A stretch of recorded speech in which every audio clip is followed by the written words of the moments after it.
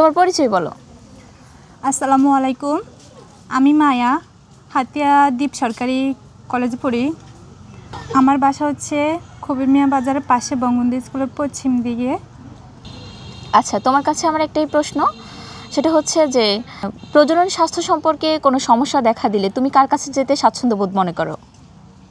প্রথমে আমি মনে করি বড় বোন থাকলেও আমার মায়ের কাছে বিষয়টা জানানো উচিত, কারণ মারা সবসময় ভালো সন্তানদের সবটা ভালো বোঝে।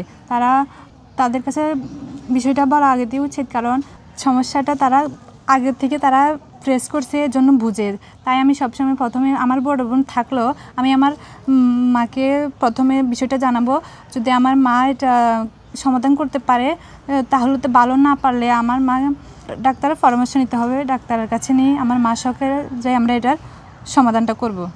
ধন্যবাদ তোমাকে। আপনাকেও ধন্যবাদ।